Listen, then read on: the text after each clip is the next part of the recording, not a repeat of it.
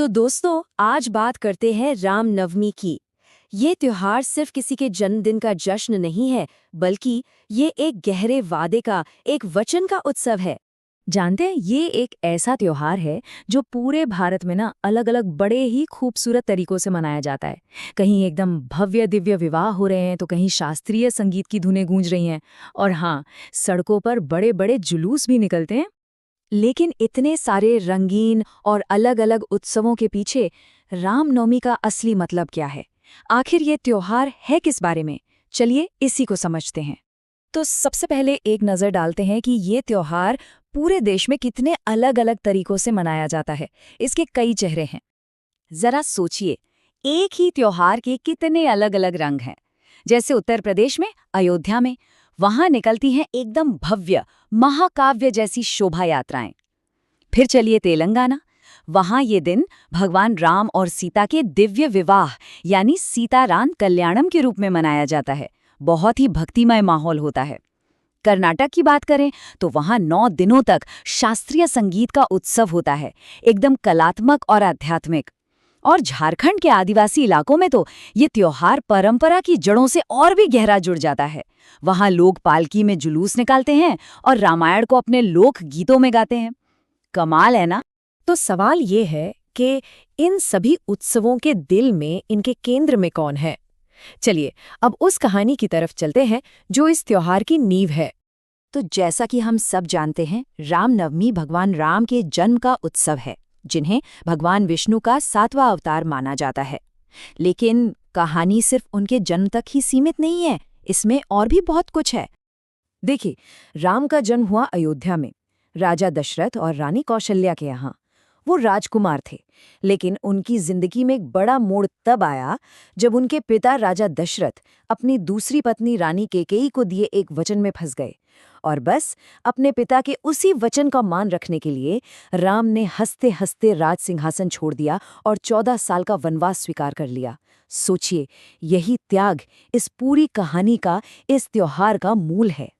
अब राम का ये जो फैसला था ना, ये हमें एक बहुत ही गहरे कॉन्सेप्ट की तरफ ले जाता है। एक ऐसा विचार जो इस त्योहार को सिर्फ एक जन्मदिन के जश्न से कहीं बहुत बड़ा बना देता है। और वो विचार है धर्म।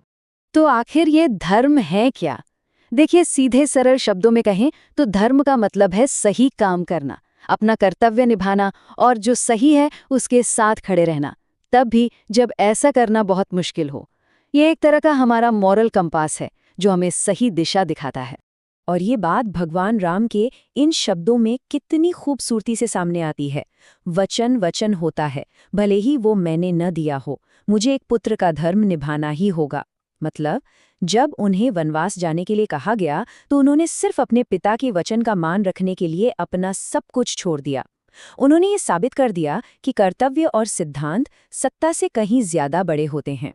अच्छा, तो धर्म के इस ऊंचे आदर्श को लोग अपनी भक्ति और रीति रिवाजों में कैसे उतारते हैं? चलिए अब इस पर बात करते हैं। तो देखिए, भक्त जो हैं वो भगवान राम के प्रति अपनी श्रद्धा दिखाने के लिए बहुत कुछ करते हैं, अकेले भी और सब मिलकर भी। और इन सब में से एक बहुत ही शक्तिशाली तरीका है मंत्रों का जाप। ये मंत्र मन को शांत करने और एक तरह से परमात्मा से जुड़ने में मदद करते हैं। जैसे एक बहुत ही आम और शक्तिशाली मंत्र है श्री राम जय जय राम। इसका सीधा सा मतलब है भगवान राम की महिमा का गुणगान करना। ये एक ऐसा जाप है जो करने वालों को एक अलग ही शक्ति और मन की शांति देता है। और हाँ, सिर्फ मंत्र ही नहीं, लोग इस दिन व्रत भी रखते हैं, पवित्र ग्रंथ रामायण का पाठ करते हैं, शाम को भजन संध्याओं में हिस्सा लेते हैं और अपने घरों और मंदिरों में दीपक जलाकर, फूल चढ़ाकर अपनी भक्ति को प्रकट करते हैं। अच्छा, अब इस आध्यात्मिक माहौल से निकलकर जरा स्वाद की दुनिया में चलते हैं, क्योंकि हर त्योहार का अपना एक स्वाद भी तो होता है ना? खासकर दक्षिण भारत में रामनवमी पर एक बहुत ही स्पेशल ड्रिंक बनाई जाती है। इसका नाम है पानकम। ये गुड़ और मसालों से बनी एक बहुत ही रिफ्रेशिंग ड्रिंक है और ऐसा माना जाता है कि ये भगवान राम की पसंदीदा हुआ करती थी। और इसे बनाना भी बहुत आसान है। बस पानी में गुड़ घोल लीजिए, फिर उसमें थोड़ी सी कुटी हुई काली मिर्च, इलायची, थोड़ा सौंठ का पाउडर और नींबू का रस मिला दीजिए। बस छानकर ठंडा ठंडा सर्व कीजिए। गर्मियों के लिए तो ये एक परफेक्ट ट्रेडिशनल ड्रिंक है। अब एक बहुत ही दिलचस्प बात पर आते हैं। रामनवमी से ठीक पहले हम 9 दिनों तक नवरात्रि मनाते हैं ना। तो ये जो कोट है, ये इन दोनों त्योहारों के बीच के गहरे कनेक्शन को बहुत खूबसूरती से समझाता है।